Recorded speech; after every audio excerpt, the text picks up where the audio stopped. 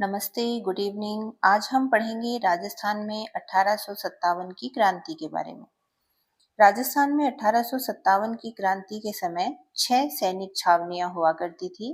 नसीराबाद, ब्यावर, नीमच, देवली, एरनपुरा और खैरवाड़ा।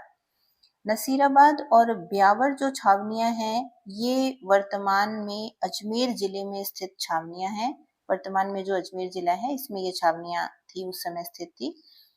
नीमच छावनी जो है ये एमपी में है वर्तमान में। नीमच जो जगह है वो एमपी में पड़ती है।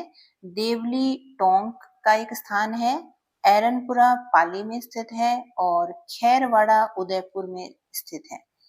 ब्यावर जो छावनी है ये मेर जाति की टुकड़ी है और इसने क्रांति में हिस्सा नहीं लिया था। और एक जो खैरवाड़ा छावनी है, इसने भी क्रांति में हिस्सा नहीं लिया था। खैरवाड़ा जो छावनी है ये भीलों की टुकड़ी थी और ब्यावर मेर जाति की टुकड़ी थी। अब राजस्थान में क्रांति होने के पीछे क्या कारण थे? तो राजस्थान में क्रांति के पीछे कई सारे कारण हम बता सकते हैं, जिसमें से कुछ मुख्य कारण हम देख लेते हैं। एक तो देसी रियासतों के आंतरिक मामलों में अंग्रेजों का हस्तक्षेप बढ़ गया था। 1818 में जो सहायक संधि हुई थी अंग्रेजों की रियासतों के साथ, उसके बाद में अंग्रेजों का रियासतों के मामलों में हस्तक्षेप बढ़ गया था, क्योंकि इनका एक जो परमानेंट एजेंट रहने लग गया था रियासतों में, जिसको कि पॉलिटिकल एजेंट के नाम से जाना जाता है। तो उसकी वजह से काफी ज्यादा हस्तक्षेप बढ़ गया था। साथ ही इन्होंने सामंतों के ऊपर भी काफी ज्यादा पाबंदियां लगा दी थी। उनके विशेषाधिकारों का हनन कर लिया था, विशेषाधिकार उनके खत्म कर दिए थे। रियासतों की जो सैनिक टुकड़ियां थी, सेनाएं थी, उनको भंग कर दिया था। अंग्रेजों ने अपनी खुद की छावनियां, खुद की रेजिमेंट्स बना ली थी। तो उसकी वजह से रियासती शासकों में भी कुछ विद्रोह के स्वर थे, सामंत भी विरोधी हो गए थे और जनता भी अंग्रेजों की विरोधी हो गई थी। दूसरा कारण हम बता सकते हैं कि मेरठ में जो क्रांति हुई थी, उससे भी प्रभावित हो जाती हैं रियासतें। जो छावनियां थी वो प्रभावित हो जाती हैं। भारत में सबसे पहले 1857 की क्रांति की शुरुआत मेरठ से ही होती है, 9 मई 1857 को।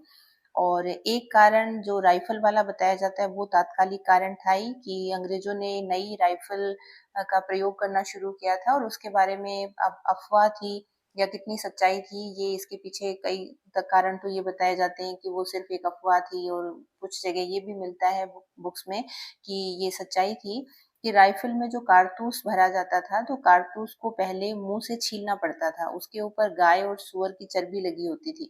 तो उसकी वजह से जो हिंदू और मुस्लिम सिपाही थे वो विद्रोह कर देते हैं कि हम इन राइफल का प्रयोग नहीं करेंगे। एक कारण हम ये बता सकते हैं कि उत्तराधिकार जो विवाद थे, उत्तराधिकार वाले मामले थे, उसमें अंग्रेजों ने हस्तक्षेप किया। जैसे कि अलवर, भरतपुर और बांसवाड़ा जो रियासतें हैं, इनमें उत्तराधिकार के मामलों में अंग्रेज हस्तक्षेप करते हैं, जिससे कि रियासतों के जो शासक थे वो अंग्रेजों के विरोधी हो जाते हैं। सामंतों के विशेषाधिकार समाप्त कर दिए गए थे 1858 की संधि के द्वारा। तो इससे सामंत भी अंग्रेजों के विरोधी हो जाते हैं। तो ये कुछ कारण थे जो कि राजस्थान में 1857 की क्रांति के पीछे के कारण कहे जा सकते हैं। अगला हम अब हम देखेंगे कि राजस्थान में किन किन जगहों पर क्रांतियां होती हैं मुख्य रूप से। तो उसमें सबसे पहले हम जो क्रांति का केंद्र बताएंगे और सबसे पहले जिस जगह पे क्रांति हुई थी, वो क्रांति होती है नसीराबाद में। नसीराबाद में राजस्थान में सबसे पहले क्रांति होती है। एक तो यही इम्पोर्टेंट प्रश्न बनता है। 28 मई 1857 को सबसे पहले अजमेर की नसीराबाद छावनी में क्रांति होती है।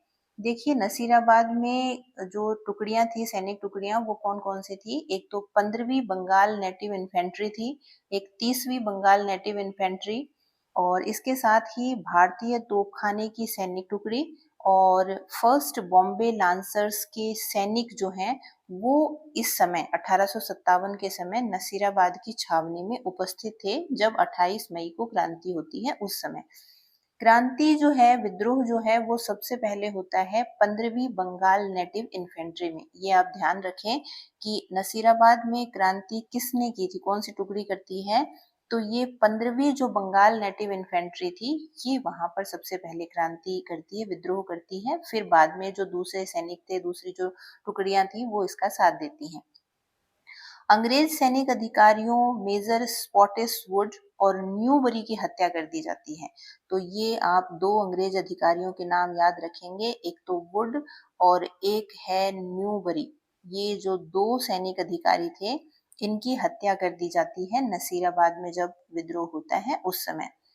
उसके बाद ये सैनिक यहाँ पर जो विद्रोह करते हैं, ये 18 जून 1857 को दिल्ली पहुंच जाते हैं। सारे जो भी छावनियां थी जहां पर विद्रोह हुए, वो सभी विद्रोह करके दिल्ली पहुंचते हैं। तो नसीराबाद छावनी के सैनिक दिल्ली पहुंचते हैं 18 जून 1857 को। तो ये थी नसीराबाद में होने वाली क्रांति। अब हम अगली जो क्रांति का केंद्र है वो देखेंगे नीमच में।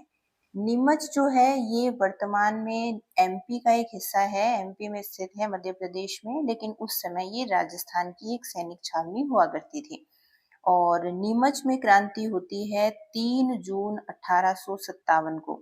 और यहाँ जो विद्रोह हो जाता है, क्रांति हो जाती है, उसके बाद अंग्रेज परिवारों को एक तो डोंगला गांव जो वर्तमान में चित्तौड़ में पड़ता है, वहां शरण देकर क्रांतिकारियों से उनकी रक्षा की गई थी।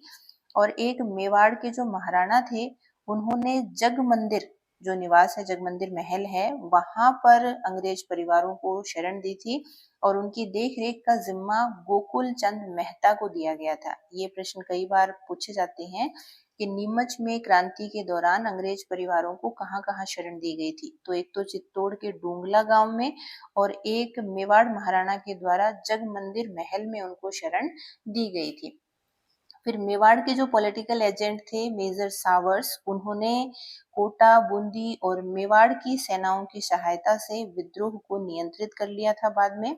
क्रांति के मुख्य नेताओं के अगर हम नाम की बात करें, तो यहाँ पर हीरा सिंह, मोहम्मद अली बेग, दो मुख्य क्रांतिकारी नेता थे, हीरा सिंह और मोहम्मद अली बेग।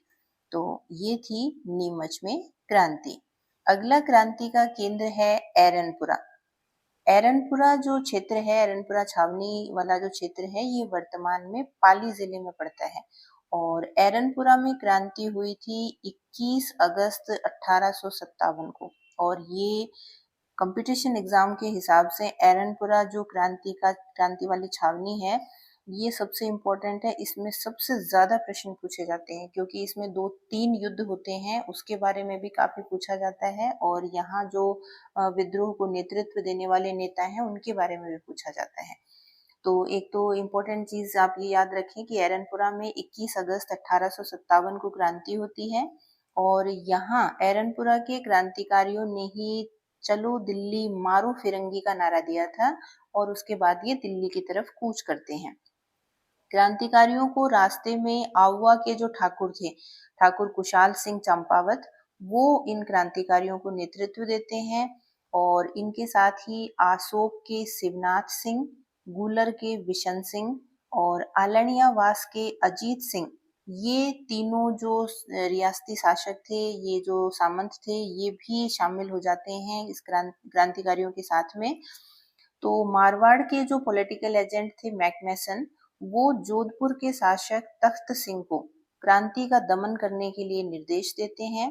तख्त सिंह उनाड़ सिंह पंवार जो उनका सेनापति था, उनके नेतृत्व में सेना भेजते हैं। तख्त सिंह सेना भेजते हैं उनाड़ सिंह पंवार के नेतृत्व में। फिर तख्त सिंह और अंग्रेजों के ये एक अधिकारी थे कैप्टन हीथकोट, तख्त सिंह और कैप्टन हीथकोट की सेना क्रांतिकारियों से युद्ध करती है। और इस युद्ध को बिथोड़ा का युद्ध कहते हैं। बिथोड़ा नामक जगह पे ये युद्ध होता है। बिथोड़ा वर्तमान में पाली में है। और ये युद्ध होता है 8 सितंबर 1857 को। तो इसमें क्रांतिकारी तख्त सिंह और कैप्टन हीथकोट की सेना को युद्ध में हरा देते हैं, क्रांतिकारियों की जीत होती है। और जो जोधपुर महाराजा तख्त सिंह के सेनापति थे उनाड़ सिंह पंवार, वो युद्ध में मारे जाते हैं। दूसरा युद्ध होता है क्रांतिकारियों और अंग्रेजों के बीच, जिसको चेलावास के युद्ध के नाम से जाना जाता है।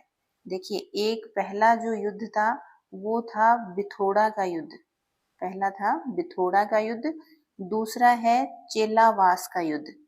ये जो चेलावास का युद्ध है, इसको कहा जाता है गोरों और कालों का युद्ध के नाम से भी जाना जाता है इसको। ये युद्ध होता है 18 सितंबर 1857 को, और चेलावास का युद्ध होता है आउवा में। बिथोड़ा का युद्ध हुआ था बिथोड़ा नामक स्थान पर पाली में, और चेलावास का युद्ध होता है आउवा में, जो कि पाली में पड़ता है। यहाँ पर एजीजी लॉरेंस, उस समय जो राजस्थान में एजेंट टू गवर्नर जनरल थे लॉरेंस, वो और मैकमेसन की सेना जो है, वो उनको संयुक्त जो सेना थी एजीजी लॉरेंस की मैकमेसन की, उनकी सेना को क्रांतिकारी हरा देते हैं चेलावास के युद्ध में।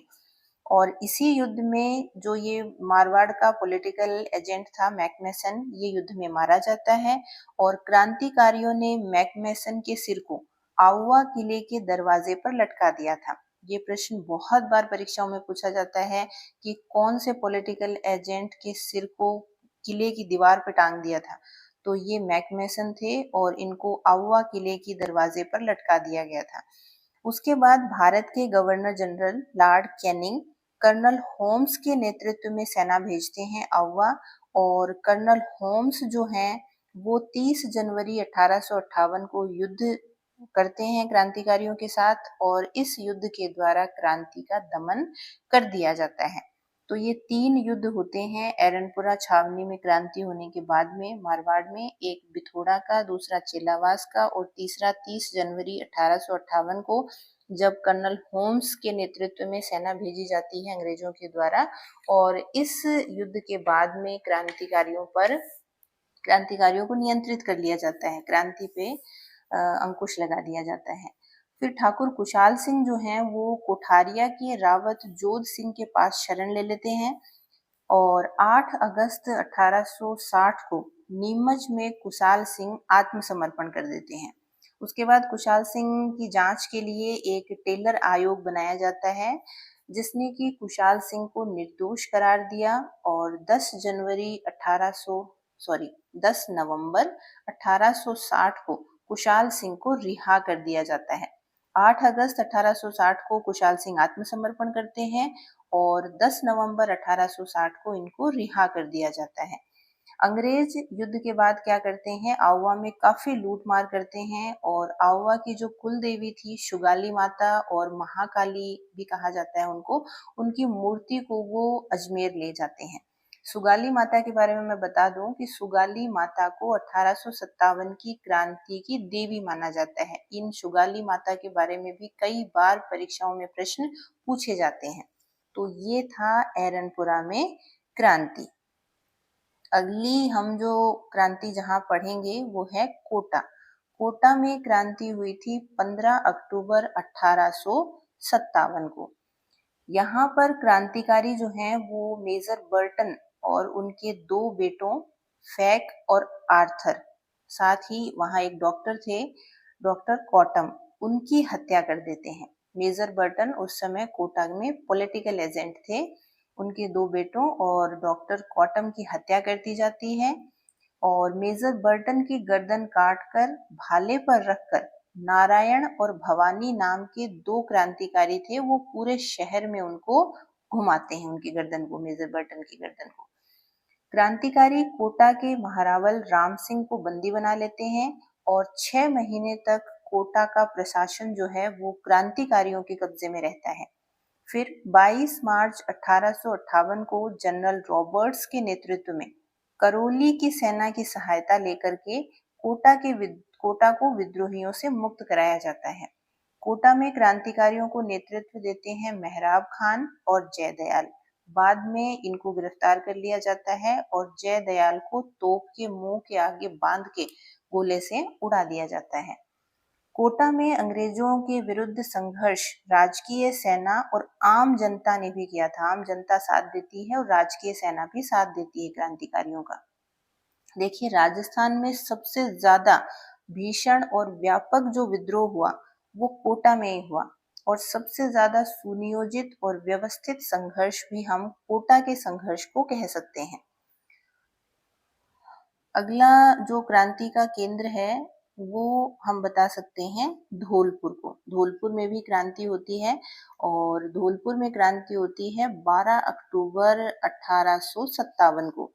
यहाँ क्रांति के मुख्य नेता थे राव रामचंद्र, हीरालाल राणा और देवा गुज्जर। ये 3 नाम आप याद रखें धौलपुर क्रांति के साथ, राव रामचंद्र, हीरालाल राणा और देवा गुज्जर। यहाँ 12 अक्टूबर को क्रांति होती है और पटियाला सेना के सहयोग से दिसंबर 1857 में क्रांति का दमन किया जाता है।